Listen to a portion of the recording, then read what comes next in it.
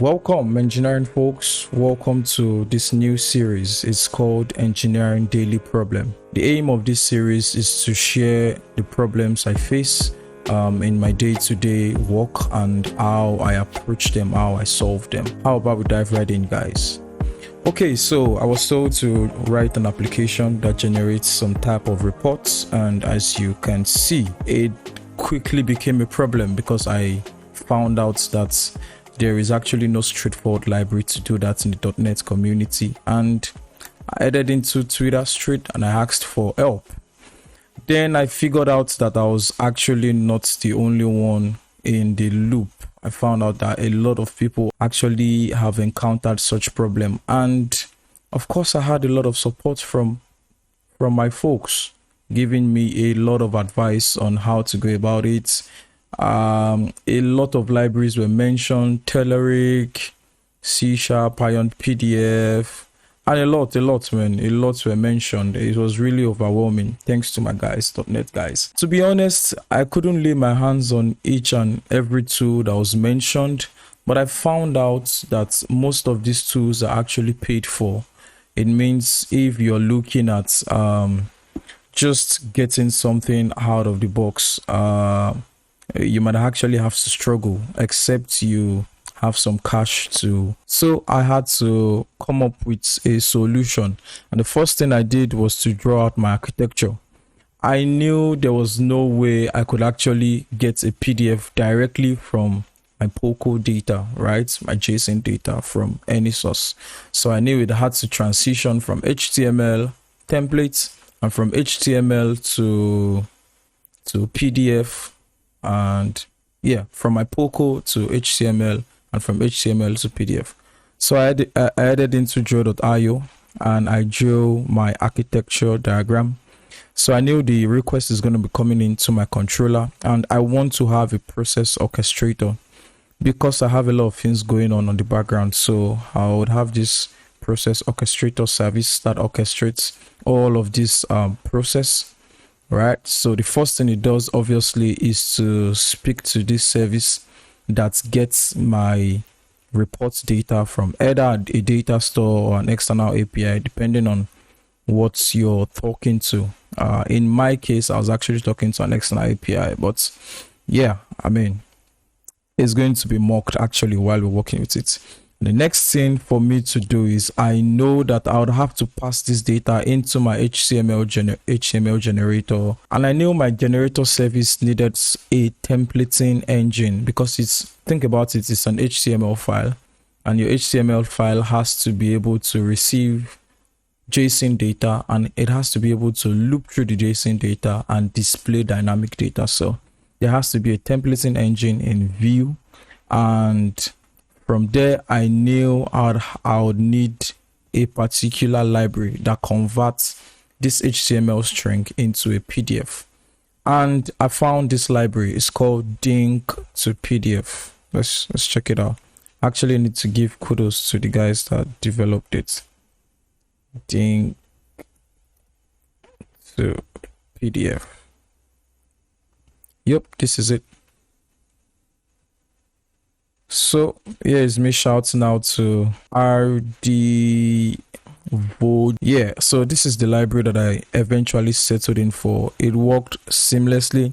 It's actually a wrapper of this particular library. I think this particular library is only available for .NET Framework, so this actually wrapped it so that it can be available for .NET Core. So this is sitting behind my PDF generator. So this passes the string into it and it generates my PDF.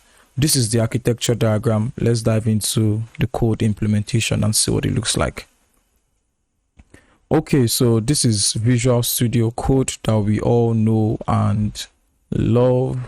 I'm gonna close all this tab, and yeah, of course this is a sample solution, but it follows your clean architecture structure, and that's what we have here. So I have my application, my solution distributed into different library of concerns. This is my API library, my API project, which serves as my presentation layer. Anything could be there, could be your UI, could be anything at all. And this is my core library, which is obviously where all of my business model and business application stuff is actually seated in. This is my infrastructure project. This is the project that contains anything at all that speaks to the outside world. You don't want to bring that into your core application. All right. And also we have this theme project. Now this theme project is what actually contains our HTML file. All right. So if I open that up, you would see some HTML going on in here. All right. So the reason why I have a lot of styling going on in here is because previously I tried to use Bootstrap templates, but I found out that the library was not made to make external calls. All right, so you would have CDN link of your Bootstrap in it, but the library link to PDF cannot make that external call to pull that CSS into your HTML. All right, so I'd have to write everything out in a bare bone manner. So intelligent me, I just copied all of the styling and pasted it in here. Not everything, I mean the ones that is needed.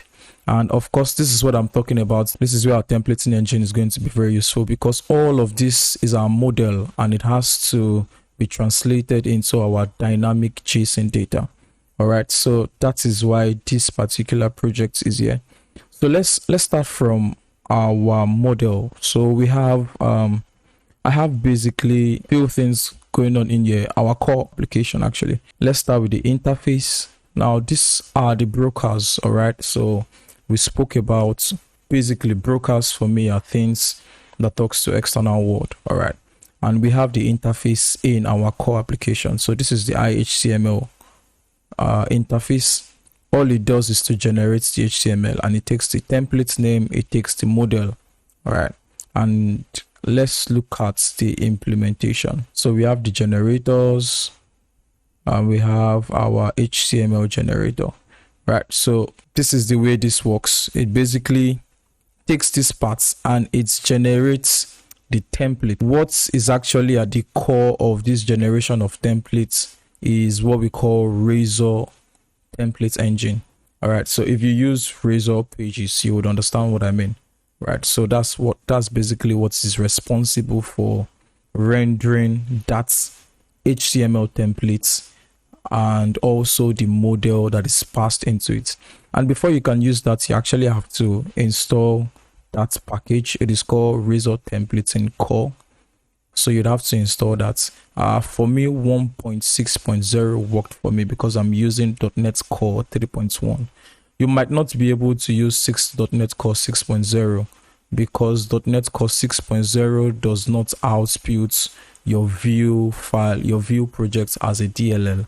So it might not be visible. Your infrastructure needs to see your view project. It needs to see it, otherwise it might not work. Let's take a look at the PDF generator. It does very basic simple stuff. This is the interface.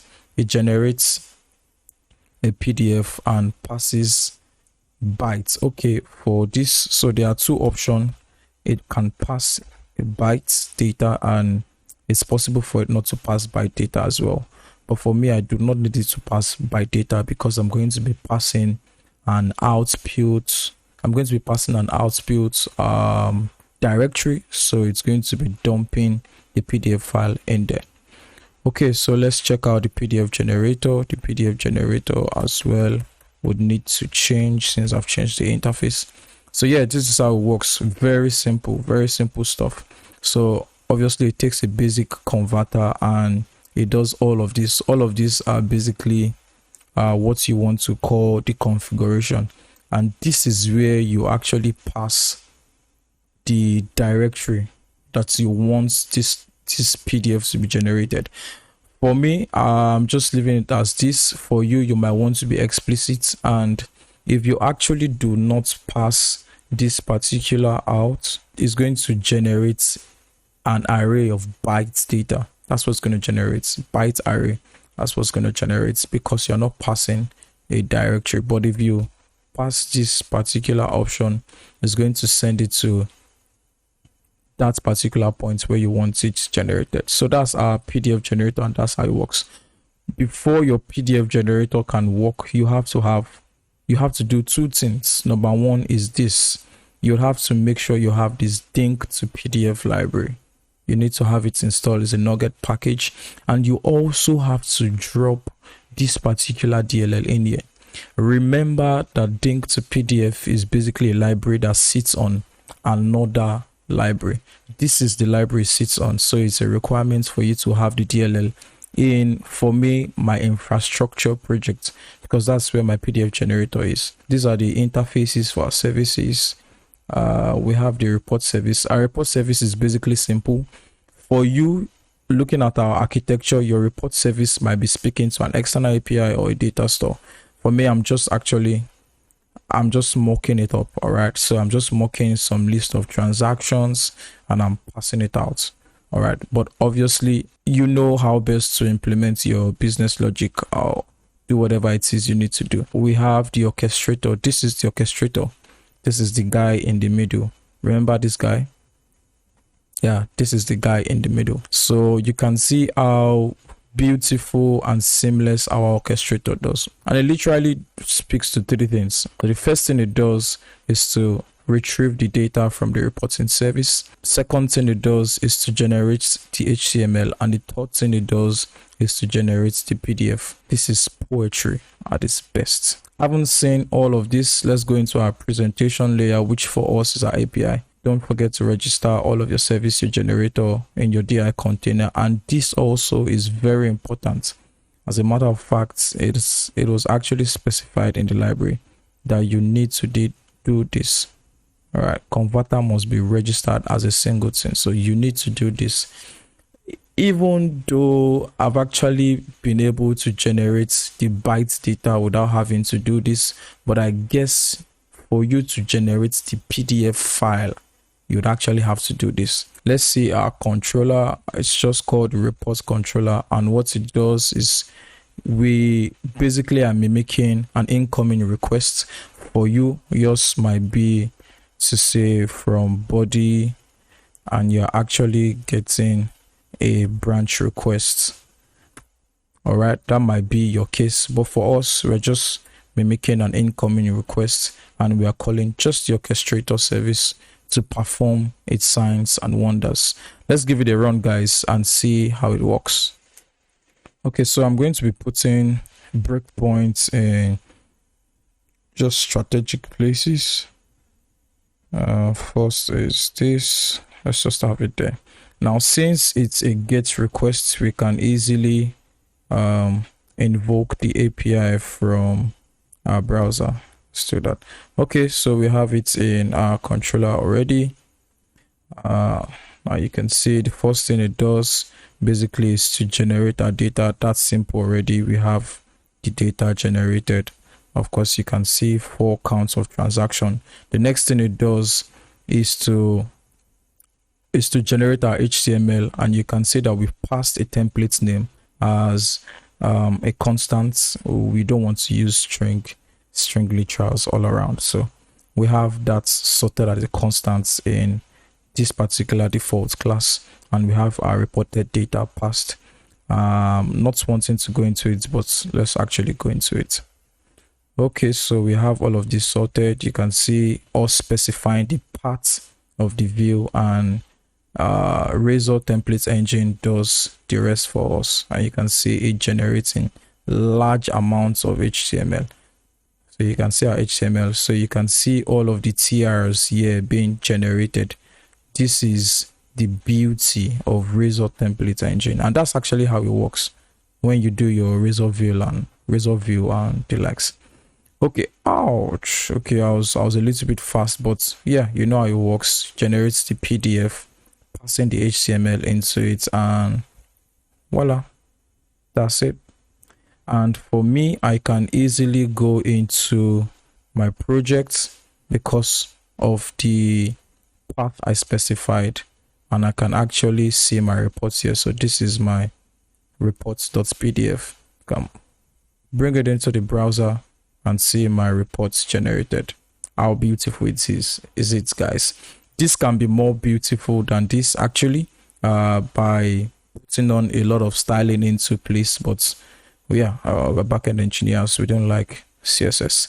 Okay, guys, thank you for joining me up on this one.